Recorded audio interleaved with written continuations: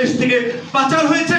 অন্তর্বর্তীকালীন সরকারের দুর্নীতি দমন কমিশন সেইভাবে ফাটাকৃষ্ণের মতো সব জায়গায় ঘুরে বেড়াচ্ছে, অভিযান চালাচ্ছে, দুর্নীতিবাজদেরকে গ্রেপ্তার করছে, বিচারের মুখোমুখি করছে, আদালতে তোলা হচ্ছে, কিচ্ছু দেখি না। দুর্নীতি দমন কমিশন আছে না মারা গেছে জানি।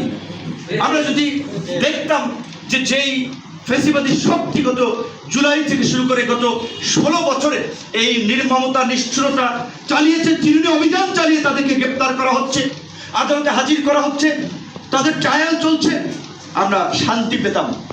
কিন্তু কিছুই দেখতে পাচ্ছি না। 9/6 ল্যাপস্যাপ দিয়ে আইওয়াশ যা দেখতে পাচ্ছ অনেক। প্রকৃত বিষয় যেগুলো মানুষের প্রত্যাশা, সিম্পল সাধারণ মানুষের যে প্রত্যাশা নিয়ে রাস্তার একজন শ্রমিক, ফুটপাতের হকার, পথশিশু, রিক্সাওয়ালা, গার্মেন্টস কর্মী যারা এই আন্দোলনের ছাত্র জনতার সাথে যুক্ত হয়েছিল, যে তারা ভেবেছিল এই পরিস্থিতির পরে অন্তত তাদের অর্থনৈতিক সামাজিক একটা উন্নতি হবে, সেই মৌলিক জায়গায় আমরা খুব বেশি পরিবর্তন দেখি নাই।